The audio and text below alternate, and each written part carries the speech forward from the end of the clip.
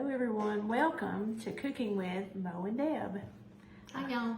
I hope you're all doing great. We're in the kitchen tonight making something for Easter. But first, look, we got new aprons.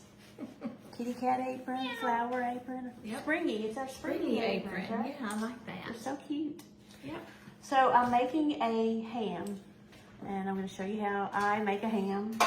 This is a two-pound ham. It's a small ham. It's pretty small. We don't need a big one today. You might want a bigger one for your holiday, for Easter, or for Christmas. And I'm making it in a roasting pan. And the reason why I'm using that pan, if you had a big bone-in ham, you need something bigger. Yeah. And you need to set it on that rack. So the juices can drain out? But also the heat in the oven will cook all the way around the turkey or ham or whatever you've got it on that rack. But we do need water in it, so would Mo 1 cup of water. Okay. So keep a cup of water in the bottom of your pan so that the juices won't all burn while it's cooking. Yeah, because you could smoke up your house really big time. I did that you one don't time do when that. I was first starting out. And Daryl said that was the best ham he had ever eaten. I said, it's because it's house smoked. It was. Yes. We woke up and you could not see. I mean, I had started it in the wee hours of the morning so to be ready. And when we woke up, it was like, oh my goodness, you could have burned the house down. I know, I didn't know about the water in the bottom of the pan. Well, now we know. So if you didn't know, now you know. Yeah. Okay, so turn your eye. Turn our eye on. This is Mo's kitchen, so she knows how to do all these things. I get confused. What temperature? I don't know. Whatever's. We don't want it to cook too fast. Okay. But so we're gonna cook a little glaze to go over the ham. I love this glaze. It's from Pioneer Woman. I love her cooking. We love redrumming. And so I've used this great glaze several times, and I really do like it. Okay, so to start, we have 1 cup of. She says dark brown sugar. I didn't have dark brown, so I'm using regular brown. I have dark brown. Do you know how to make, you can make your own brown sugar if you don't have it. All you got to do is, and I don't know the ratio, I'd have to look it up, but it's sugar, regular sugar, and maple syrup. Oh, so if you have maple sugar, you can make your own brown sugar. Oh, that's neat. So 1 cup of, you've got your oven is heating to 325 for our ham, and this one cooks about 15 to 20 minutes per pound. So this is a a little over 2 pound ham. So it's not going to take but 30-40 minutes to cook. Because it's already cooked, y'all. Yes, it's a fully cooked ham. Even if you had a big bone-in ham, those are fully cooked too. But you're just heating them mostly to warm them up. And if you're putting a glaze, warm them all the way through. If you're putting a glaze on there to get the glaze kind of crystallized and browned over on it. So, after the dark brown sugar, I have 1/4 of a cup of grainy mustard. I'm using coarse ground mustard, but her recipe calls it grainy mustard. I've never even seen this. Yes. I've never used that I hadn't either until I started making this, and I use it all the time. I love grainy mustard, y'all. 2 tablespoons of apple cider vinegar. We'll add that. I get the one? Yeah. So 2 tablespoons of apple cider vinegar go in. 1, 2. Okay. Then we've got, everything else is 1/2 teaspoon. So this is kind of an odd one to me, but it works. It works in the recipe. 1/2 teaspoon of cinnamon. And then 1/2 teaspoon of paprika. And then 1/2 teaspoon of chili powder. That's different. I know they're also, they do sound strange, but together it makes a great combo. Well, that's what's great about Pioneer Woman's recipes. You read them, and you're like, wonder how that'll taste, and then you taste it. It's like, And it's a 2 thumbs up. It's so good. Sure. Okay, then after paprika and chili powder, you've got oranges. I have 2 oranges. We're going to zest them and squeeze in the juice. So I'm going to go ahead and, I've already zested one of them, so I'm going to go ahead and put my zest in here, and Mo is going to be zesting the second one. Zesty. And I'm going to squeeze in the juice. I love this zester. So used to, when a recipe called for zest, I skipped it. Because it was a pain. I didn't know how to zest. I didn't really understand why do you do that? What's it for? So I just skipped that ingredient. It's so good. But it does make a huge difference. So you want this whole orange zest? Yes, it says to zest the whole orange. Okay. So I don't skip it anymore, but it really gives things a good flavor. and it smells so good, the orange, and it just really, the zest just makes a great flavor. It just enhances. This is pepper chef? Yes. So if you don't have one of these, I'm going to have to get me one because I don't have one. It definitely enhances the flavor of your food. And it's really easy to use. I'm just scraping it across the surface of the orange and it's zested away. It was actually the Pioneer woman who, when I saw her using a zester, that's how I learned how to use the zester. Oh. I always did the, like I would do the orange on top and zest on the zester that way so it would fall into my bowl. Oh.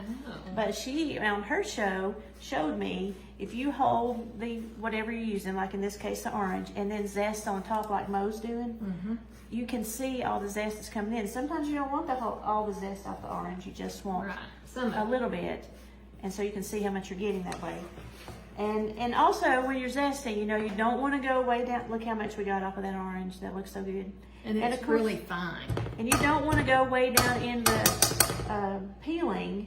You just want the top part so you don't zest way down deep. Did you squeeze the juice in Cut here? that one in half and I'll squeeze that one in. So we're going to use the zest. I cut it wrong. I cut it like a grapefruit. That's all right. We can still squeeze.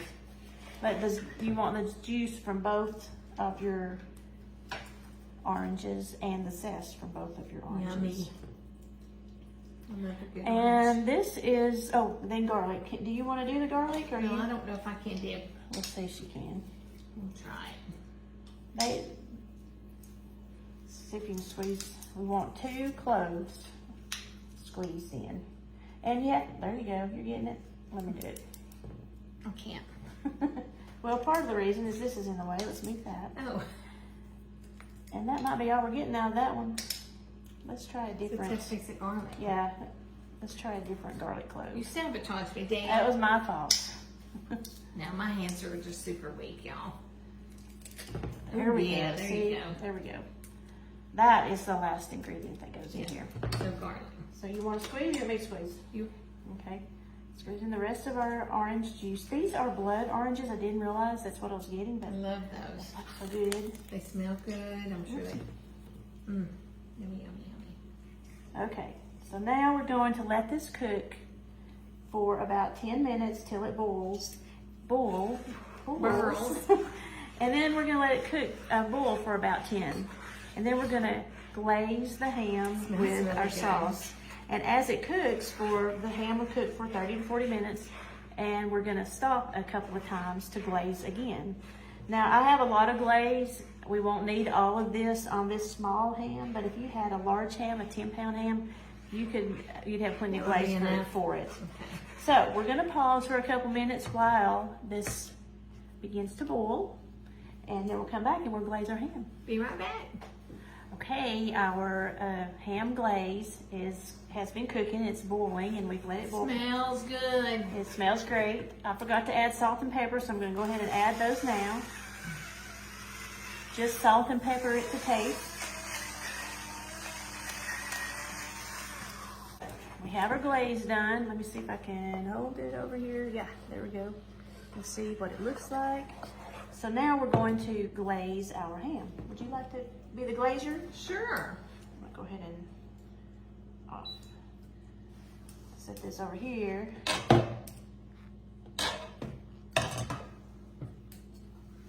So that you do that, and I'll move the spoon. We'll have plenty of glaze to come back and glaze again during cooking. The oven is heating. I might have said 350 earlier, but it's 325 is what the oven is heating to. And if you can, Mo, get in between some of this ham is sliced, so if you want to get down in between some of those slices with the glaze, that just makes it even better. You don't have to do every one, but just get a little bit to soak down in there. We'll do that again whenever we glaze it. Do you think I should pour a little bit over the top? You can, yeah, definitely. Personally, the more glaze, the better. Oh, I know. I love the I glaze. love the glaze. I personally think that's what makes it so good. I'm not a huge ham person, so we don't cook it a whole lot, mostly at the holidays. And we'll put some foil over it. We're gonna foil it before we put it into the oven. Now, my daddy wouldn't eat poultry. He didn't eat Really? chicken. No He didn't chicken? eat turkey. Whew, So God. any gathering, we had to have Did ham. you? It was either ham or barbecue. I wouldn't have anything to eat if I didn't have chicken. Me too, me too. My poor mother, she loved chicken so much, but she could never make it for supper. This looks really, really pretty, and if you have a whole ham, the bone-in kind, it's really, really pretty on the holidays. It's a pretty presentation. Okay. So let me bring it over here and let you get a really good up-close look. See how pretty that glaze looks? It looks even better when it's And we'll do cooked. some more as it bakes. Right, we'll do some more as we cook it. So we're gonna take it to the oven and let it bake for probably 10 to 15 minutes, and then we'll glaze it again and we'll show you then what it looks like. So we'll be back shortly. Okay, we've taken the ham out of the oven, and Mo is gonna, it's only been 10 minutes. She's gonna put some more of our yummy glaze on. Yummy glaze. Don't forget to put your aluminum foil over the top of your pan. Yeah, we forgot to tell y'all that while ago. Tint it, just don't make it tight, give it a little bit of breathing room in there. And then we're gonna put it back in the oven. It's gonna be there about 20 minutes. How many more times we gonna do We'll this? glaze it once more. We'll glaze it at 20 minutes, and then it'll be almost done. And it's already looking really good, so. It is. All right, we'll be back.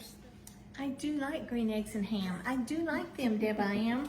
Let's see the ham. Here's our ham. Oh, let's get down there where you can see it good. Here's our glazed, pre-cooked ham. It's been in the oven. We've glazed it twice. We're going to have a taste test. Oh my goodness. Doesn't that look It good? looks I'm marvelous. just gonna get a little piece right here. Oh, it's hot though. There you go. Here, I get one. Oh man, Oh well, that's okay. you lost it. I'm gonna get it anyway because it's in the glaze. Yes. It's a little hard to grab with our forks, so, and it's a little hot, so, but we can do it. It smells. It smells, wonderful. yes, it smells really good. I love this glaze. What do you think? I love it. We love you, Pioneer Woman. The glaze is not overpowering. I just think it's really spices up a ham. And it's not too sweet. You know, a lot of glazes are sweet, and I love that sweet, but this one is just more, it's hearty. It's not hearty. I agree. Even though it has that brown sugar in there, it's not overpowering. It's not too sweet. It's not.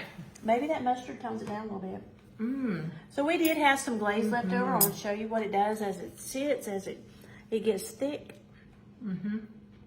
We've used all we need on this ham, but if you have a larger ham, You got plenty of glaze. plenty of glaze. It just looks so good whenever you've got it all. Wow. Those bone-in hams, you've got it all, you know, coated in it. It is It really good. looks really good. So this is a great way to do your So- Easter ham. How much was that little ham that you got? That little 2 I think pound that one ham? was $12. Okay, so that's reasonable.